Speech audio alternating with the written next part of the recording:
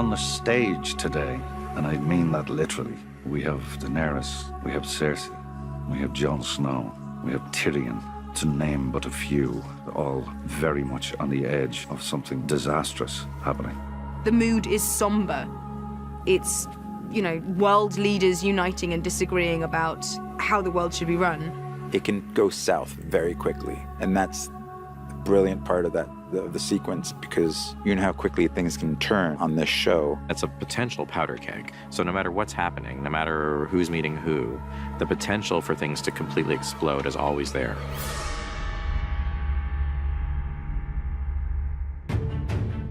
The Dragon Pit is probably one of the most essential sequences in all of Game of Thrones. Tyrion and his posse, they know they're entering a dangerous place, and they know they're taking a risk coming here. You have 60+ hours at this point of main characters who you are really invested in, and it's enjoyable to put people together who haven't been together before and see how they would react to each other. It's people becoming aware of the smallness, I think, in their nature. No matter how much they fight each other, there's a bigger threat to life than just who's on the throne.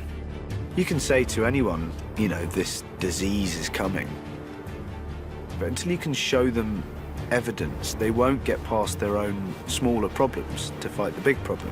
These things build over time, you know. It takes 70 hours to get to this point. It takes 70 hours for the story to allow this scene to happen. There's a momentum that's up now which doesn't stop. So that's really exciting. It's incredible because I am the new kid on the block. And I've seen these guys for 6 seasons now. And then all of a sudden being part of the scene, I think this is going to be one of the scenes of this season.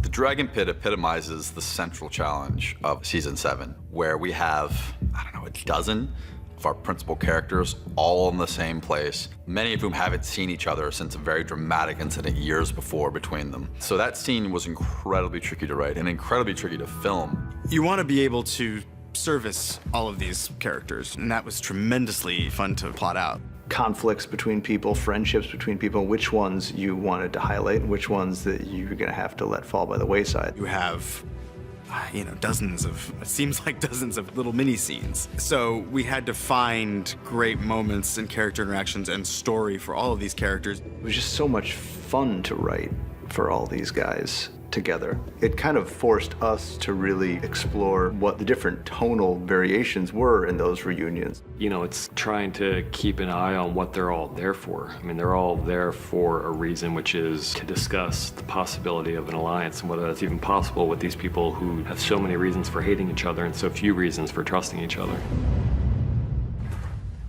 Welcome, my lords. For Pod to see Tyrion, I mean, that guy was the most important person in the world to him. He was the only person who'd given him a chance. I'm glad you're alive. There's something very sweet in it. And amongst all the big stuff, the small stuff still happens as well, and that's what adds to the texture of the show, I think. That stuff's never forgotten about.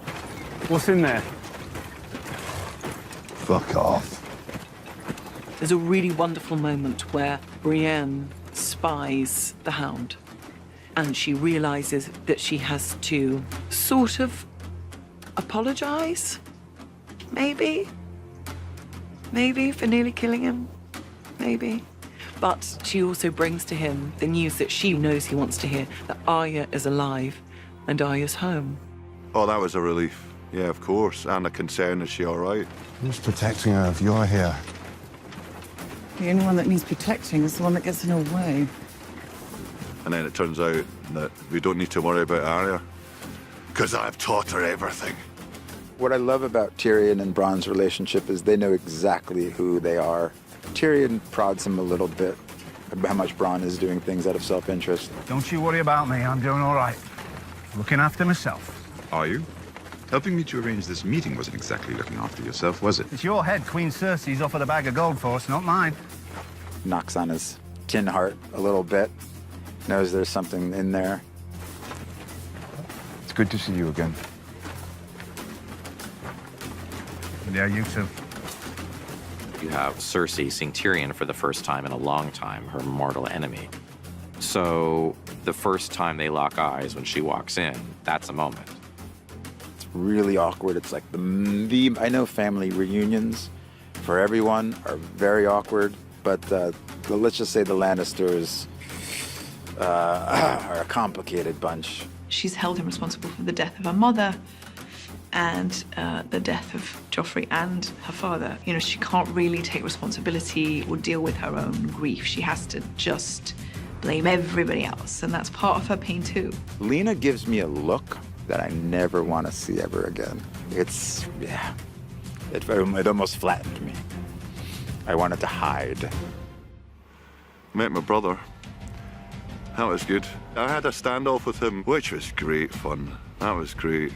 Ignoring a very serious situation, the Hound just goes straight to him and goes, basically, you and me, pal, we haven't finished. You're getting it. There's a non-verbal 4 or 5 second thing between Cersei, Jaime, and Brienne. That's not even a line of dialogue. It's just a little mini scene built out of looks. It's sort of like one of the worst things that happens to you at school. I think it's Brienne's idea of absolute abject hell. Fighting the Hound wasn't abject hell, but a moment of having to deal with Jaime and Cersei is the most excruciating thing that could possibly happen to Brienne. She arrives with the Mountain and Jaime and like you say, the Kingsguard, and she's, you know, pretty fierce. And then she realizes that Dany isn't here, and that pisses her off, obviously. And then, of course, Dany arrives on Dragon. You know, I take Fashionably Late to brand new heights.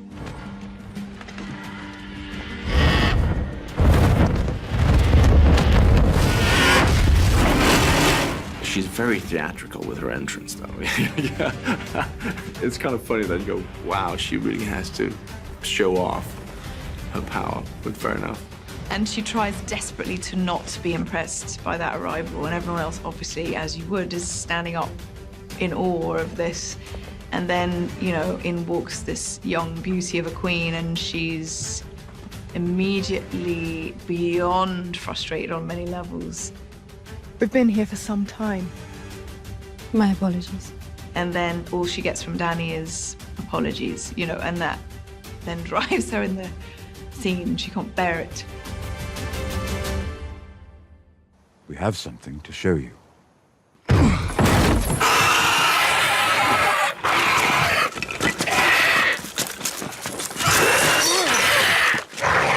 Well, for me, being a horror nerd, I was slightly giggly. So I was like, oh, my very own zombie.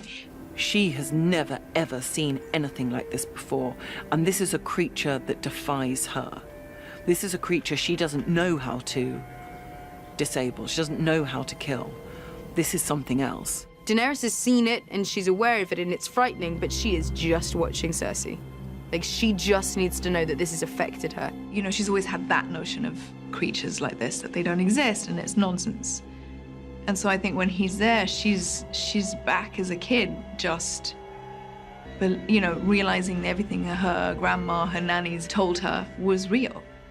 She's staring into a face that she never thought existed.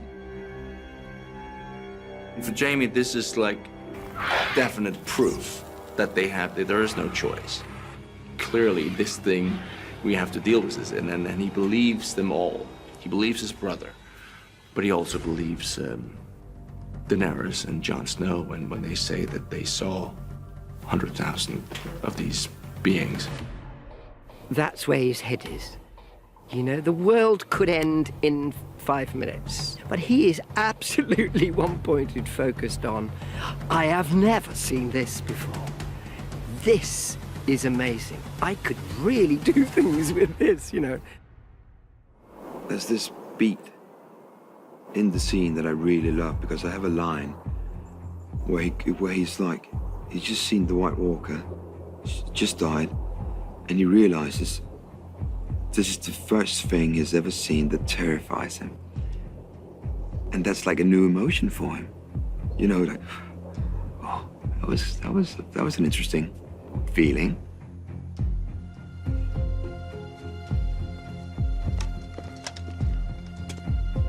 I'm going back to my island. You should go back to yours. When winter's over, we'll be the only ones left alive. And then it all rests. Her dragon's death, everything rests on Jon Snow just lying. The Crown accepts your truce. In return, the King in the North will extend this truce. He will remain in the North where he belongs. He will not take up arms against the Lannisters. He will not choose sides. They got a plan of action. And then it all kind of falls apart with Jon's honor again. It's like, come on, dude. Like, it's all you gotta do. Just this one time, just tell a fib, and he can't. He just can't. Like, that was the bad move. That was a bad choice, but thanks so much. I am true to my word. Or I try to be.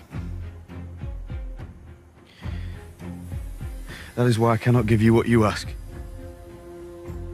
I cannot serve two queens. Tyrion, knowing his sisters so well, knows that that's not going to go over well. And of course, it doesn't. And when Jon does that, the whole thing crumbles. So it's sort of like, I get it, but Then there is nothing left to discuss. It is so much fun with all of us all together. Having been isolated for so long and then suddenly, boom, I'm working with everybody. It was quite kind of event for me. I loved it. It's lovely. It's all of us being together. So we're all kind of, that was really exciting because we are all just a big happy family. And that extended to after work, unfortunately, because we had way too much fun. Usually like here, you're on set and then you have a couple of other actors to hang out with. Suddenly we were like 10, 15 at the same hotel. It was just a recipe for disaster. But it was fun though. Having been so invested in the show for so long, for so many years, it's just so thrilling. And I was personally very excited to finally meet Daenerys. And I hope for the fans that they see a satisfying realization of what I think they've all been maybe waiting for, is for these worlds to be collided. Those 10 days were 10 of the most enjoyable days I've ever spent doing this show, because it's all these people having such an excellent time just being in each other's company. I will never forget those days on that set. They were outstanding.